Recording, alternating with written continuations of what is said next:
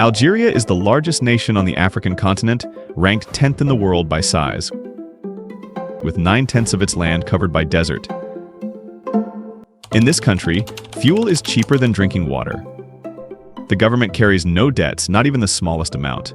A place where women can be restricted by laws, yet also seen as rulers of the Sahara sands, where the desert appears to take away life, but at the same time grants a deep sense of freedom. All of this belongs to one nation that feels like an illusion until you arrive. Yes, this is Algeria. Paradox of Algeria's wealth. At first glance, Algeria looks like one of the luckiest nations on earth. Beneath its vast deserts lie enormous reserves of oil and gas, along with iron, phosphates, and even uranium. In fact, Algeria is one of the largest suppliers of energy to Europe. While the state is rich, many Algerians still struggle to get by. Walking through a city market, on one side you might see a luxury villa with high walls and palm trees. Just a few streets away, you'll find families bargaining over the price of bread. Officially, the average salary is around $200 to $300 a month. Unemployment? The government says about 11 to 12%, but in reality, many experts believe it's nearly double.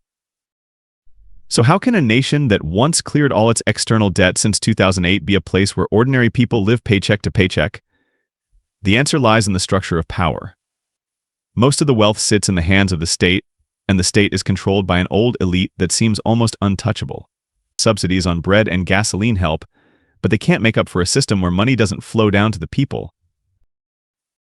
Survival, freedom, and secret cities. 90% of Algeria is covered by the Sahara.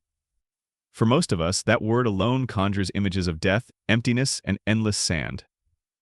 Daytime temperatures can soar above 120 degrees Fahrenheit, while nights plunge close to freezing. It sounds unlivable. But for Algerians, and especially the Tuareg and Berber peoples, the desert isn't a curse. It's home. Their secret lies in learning not to fight the desert, but to live with it.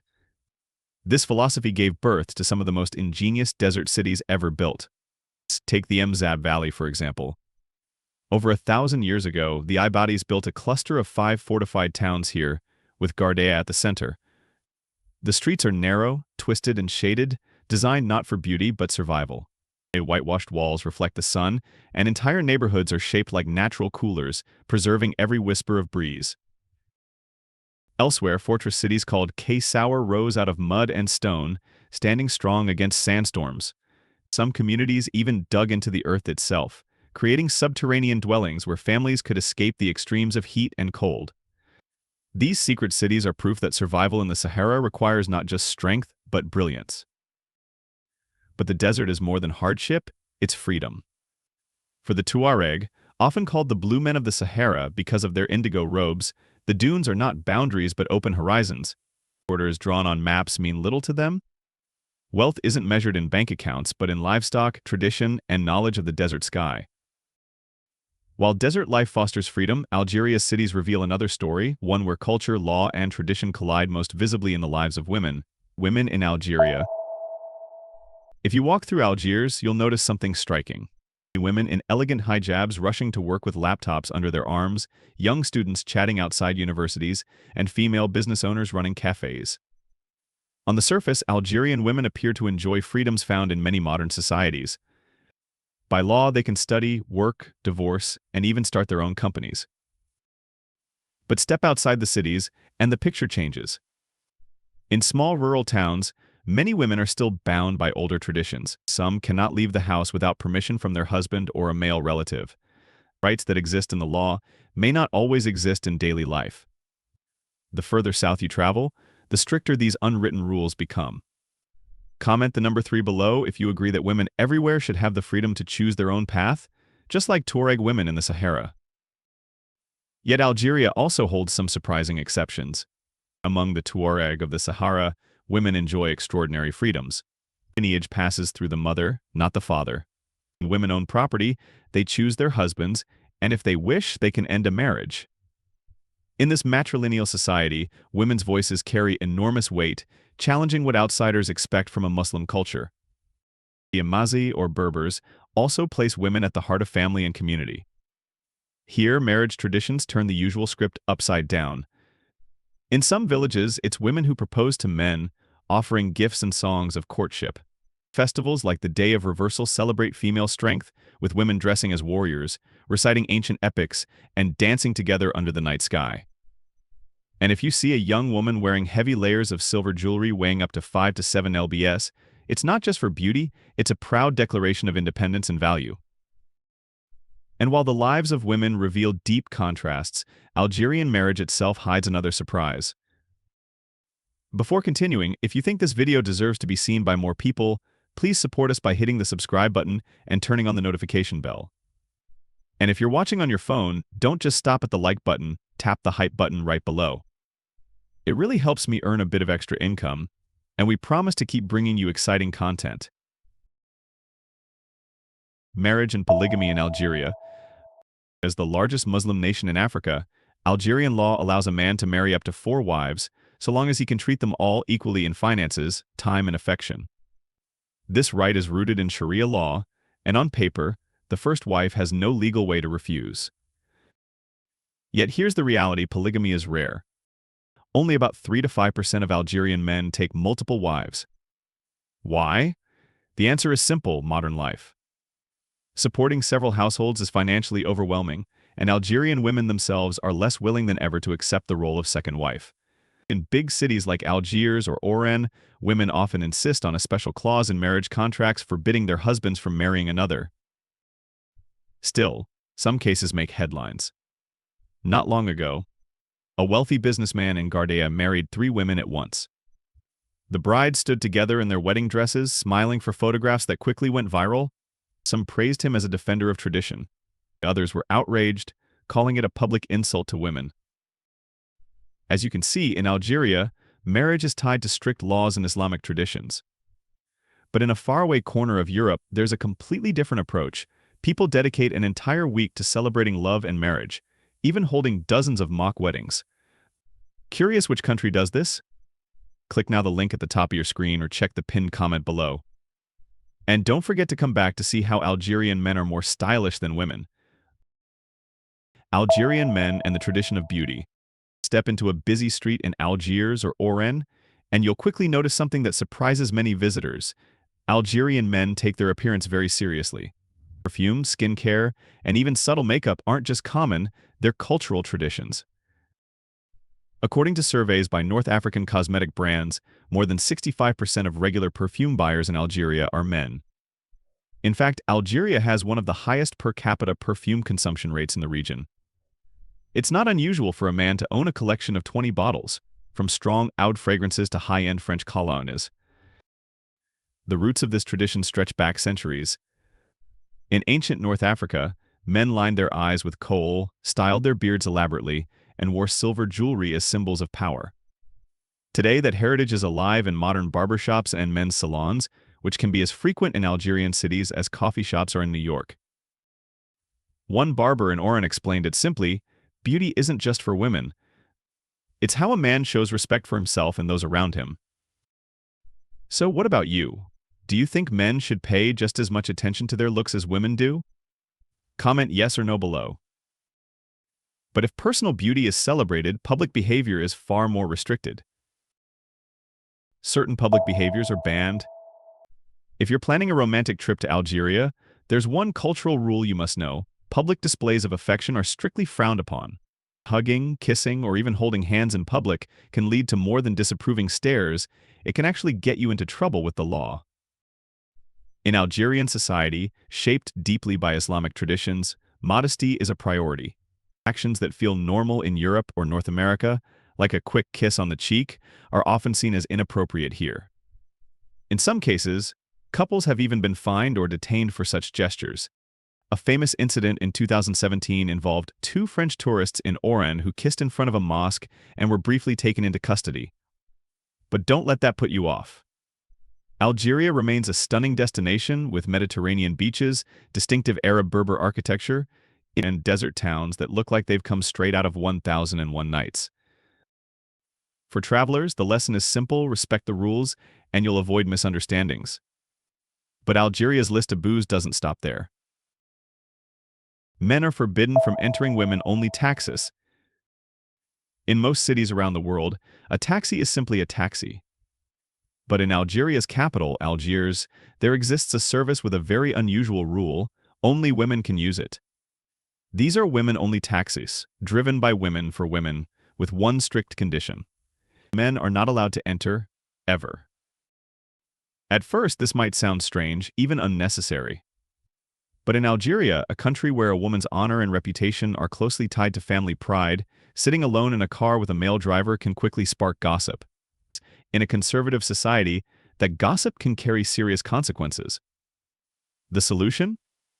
A safe space where women can travel freely without fear of judgment or unwanted attention. Companies like Taxi Femme and Ladies Cab have become small lifelines, especially in Algiers. They operate mostly at night or during sensitive hours, giving women the ability to move around the city with dignity and peace of mind. For many young professionals and students, these taxis represent a subtle but powerful form of independence. A survey by the Algerian newspaper El Watan found that nearly 80% of young women felt safer with female drivers than with male ones. The system has its firm boundaries. If a man tries to get in, the driver can refuse or simply drive away. For Algerian women, it's a practical shield in a world where public life is still dominated by men. Dirty cars are banned in Algeria. In Algeria, being pulled over by the police, not for speeding, not for running a red light, but because your car is dirty. Driving a dust-covered car, a windshield streaked with grime, or even a messy interior with trash rolling on the floor can lead to a fine of $7 to $20. It sounds unbelievable, but the reasoning is rooted in a blend of hygiene, safety, and public image. A dirty car doesn't just look bad. Authorities argue it can reduce visibility, spread bacteria, and create hazards on crowded streets. For older drivers especially, a dusty windshield can make the difference between safety and danger. Research shows that a car door handle can carry more bacteria than a public toilet seat if not cleaned regularly, and Algerian lawmakers have taken that to heart. This law also fits into a larger campaign for civilized living. Around the same time, Algeria introduced noise reduction rules in cities, including bans on honking during lunchtime. The idea is simple: a cleaner, quieter city reflects a more disciplined society. Interestingly, Algeria isn't alone. Singapore enforces similar car cleanliness rules with fines in the hundreds of dollars, and in Japan, professional drivers are known to wipe down their vehicles after every passenger. Still, for many first-time visitors, the Algerian version comes as quite a shock. The absolute ban on pork in Algeria. In many parts of the world, pork is a staple of daily meals: sausages for breakfast, ham sandwiches for lunch, bacon on weekends. But in Algeria, you won't find a trace of it. Not in supermarkets, not in restaurants, not even in international hotels. Pork is completely forbidden. The reason lies in Algeria's overwhelming religious identity. More than 99% of the population is Muslim, and under Islamic law, pork is considered haram, strictly prohibited. This isn't just a matter of personal choice. The ban is written into the country's food laws. That means no pork imports, no sales, and no exceptions. Even foreign visitors are not allowed to bring pork products into the country. Customs officers have the right to confiscate, fine, or destroy anything containing pork, even something as small as pork-flavored instant noodles. The difference is striking when you look at global numbers. In the United States, the average person eats about 65 pounds of pork a year. In Algeria, that number is 0. Pork isn't produced, imported, or reported in agricultural statistics. It simply doesn't exist in the food chain. But it's not the only social rule that can trip up a visitor. Even something as simple as handing over a gift or a cup of tea can carry hidden meaning, and if you use the wrong hand, you may deeply offend. The etiquette of giving and receiving in Algeria. Whether it's a gift, a payment, or even just a cup of tea, using only one hand, especially the left, is considered disrespectful. Why? In Islamic and North African tradition, the right hand is associated with cleanliness, respect, and honor, while the left hand historically carries negative connotations. To show true courtesy, Algerians use both hands when handing something over, or at the very least the right hand offered properly. It's a small act, but one that signals humility and appreciation for the other person. You'll see this etiquette everywhere. During weddings, when gifts are exchanged, both hands are extended. At family gatherings, when food is served, the right hand is used. Even in simple interactions, like paying for bread at a market stall, offering money with the wrong hand could offend the seller. So if you ever find yourself in Algeria, remember, always give with both hands, or at least the right. The villages that still live like the 17th century. In a world of smartphones, satellites, and high-speed trains, it's hard to imagine that entire communities still live without electricity, running water, or even paved roads. But in Algeria, such places exist. High in the Atlas Mountains and deep in the Sahara, Amazi villages continue to preserve a way of life that feels frozen in the 17th century. Here, camels are still the main carriers of goods, water is fetched from mountain springs, and bread is baked in clay ovens by firelight. During long winters, families gather around oil lamps, grinding flour on stone mills just as their ancestors did. In the dry season, caravans of camels cross rugged passes nearly 6,000 feet high, transporting goods where no vehicles can go. The sound of their bells and work songs echoes through valleys untouched by modern noise. These villages aren't just clinging to the past, they are guardians of rituals older than many nations. Fire festivals mark the start of winter, rain-calling ceremonies are performed in times of drought, and boys coming of age may spend weeks isolated on a mountainside with nothing but sheep for company. These traditions are so significant that UNESCO recognizes many of them as intangible cultural heritage. Daily life here follows rhythms almost forgotten elsewhere. Women still wear traditional Amazi dresses with embroidered scarves every day, not just on holidays. Markets are held under open skies, and storytelling remains one of the main forms of passing knowledge. For the roughly 450,000 Algerians who live like this, the population of a city the size of Atlanta, no electricity, no internet, no modern conveniences, just a world where community and tradition are the center of life. The cities that live by the sun. In the middle of the Sahara, where summer heat can climb above 115 degrees Fahrenheit, you might expect life to be nearly impossible. Yet in Algeria, there are cities that have not only survived for over 1,000 years but remain cool and comfortable without electricity, air conditioning, or modern technology. These are the desert cities of the Mzab Valley. Built in the 10th century by the Mozabite people, these towns were designed with one principle in mind: live in harmony with nature instead of fighting it. Homes here are made with clay walls nearly half a meter thick. During the day, they trap cool air inside, and at night they hold in warmth. Windows are small and rare, letting in just enough light but keeping out the burning sun. The streets are narrow, winding like a maze. This isn't poor planning, it's brilliance. The tight design blocks hot desert winds, creates shade throughout the day, and allows the smallest breeze to flow through. Even the layout of rooftops is intentional. Each one is angled so no home blocks another's sunlight or airflow. In effect, the entire city functions like a natural cooling system. The most famous of these cities is Gardea, the heart of the Mzab Valley, today recognized as a UNESCO World Heritage Site. Here, over 360,000 people still live in houses designed more than a millennium ago, following principles of sustainable architecture that rival modern eco-designs. Work and the French accent in Algeria. In many cultures, working long hours is seen as a badge of honor. But in Algeria, things are different. Here, life is not defined by rushing or overwork. In fact, working too much can even be viewed with suspicion. If someone stays late at the office or hustles harder than their peers, it isn't always praised, it can be seen as showing off or trying to make others look bad. This attitude traces back to Algeria's socialist past and to traditional ways of life where patience, community, and balance were valued more than speed. Breaks are almost sacred. A long lunch, a slow cup of coffee with colleagues, or a casual chat in the shade carries just as much weight as finishing a report. Algerians live by a philosophy: work to live, don't live to work. To outsiders, especially Westerners, this can feel like laziness. But to Algerians, it's a defense of dignity, well-being, and relationships. Efficiency matters, yes, but never at the cost of humanity. And then there is language, a second layer of Algeria's unique identity. The country was under French colonial rule for more than 130 years, and the struggle for independence in the 20th century was one of the bloodiest of its time. You might expect the French to have vanished with the colonizers, but paradoxically, it remains everywhere. Today, Algeria's official languages are Arabic and Berber, yet French lingers in universities, businesses, and government offices.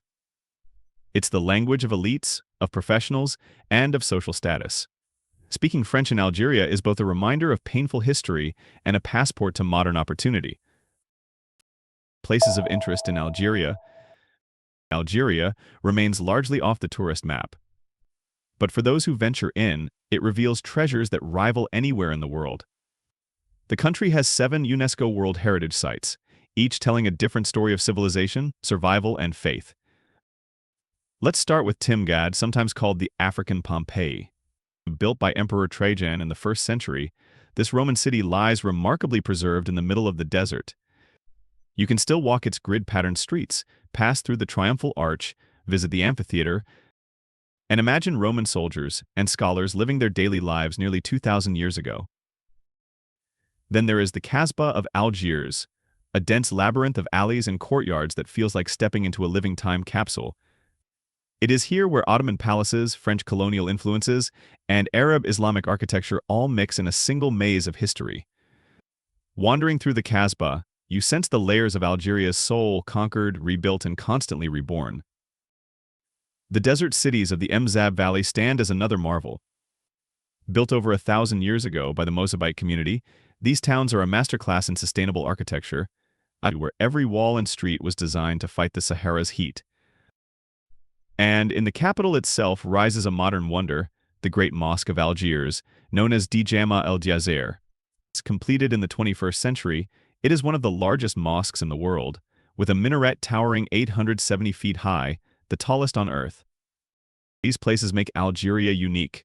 It isn't just one culture, one era, or one identity. It's a mosaic where Roman ruins, Berber fortresses, Islamic art, and French colonial relics all sit side by side.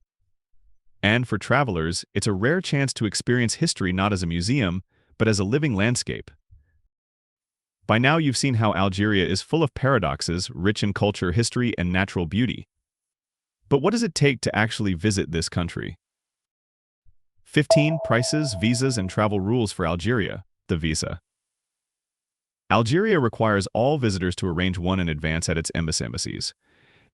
The process can feel bureaucratic. You'll need hotel reservations, a confirmed itinerary, and sometimes even a letter of invitation. For many travelers, the easiest way is to book with a licensed guide or tour company, especially if you plan to visit the Sahara or historical regions like the Mzab Valley. Next, the costs. Here's a paradox that shocks most visitors. In Algeria, gasoline is cheaper than bottled water. Food in local markets and small cafes is very affordable. A hearty meal can cost just a few dollars. But on the flip side, hotels, flights within the country, and guided tours can be surprisingly expensive, often on par with European prices. Daily living is cheap, but getting there and traveling around can quickly add up. And then the rules of respect. In Algeria, traditions matter deeply. Dress modestly, even in the heat. Always conserve water. It is treated as sacred, especially in desert regions. Avoid public displays of affection, and remember the small gestures of etiquette, like using both hands when offering a gift. Ignoring these rules can turn a simple misunderstanding into a serious offense. It is the largest nation in Africa, yet remains one of the least visited. It is rich in oil and gas, yet many of its citizens struggle with daily survival. It is deeply traditional, but also home to ancient matrilineal societies where women hold remarkable freedom. It preserves villages that live as if time stopped centuries ago, while building some of the most advanced architectural wonders in the desert. Which fact about Algeria shocked you the most? The women-only taxes, the ancient desert cities, or the complete ban on pork? Share your thoughts in the comments, and let's start a conversation. If you've watched this far, we're thrilled to know you enjoyed the video. Tap the like button so we know this content is making a difference. And if you're watching on your phone, be sure to tap the hype button below. It only takes a few seconds, but it can help this video go a lot further. Thanks so much for hanging out with us today. Wishing you the best of luck.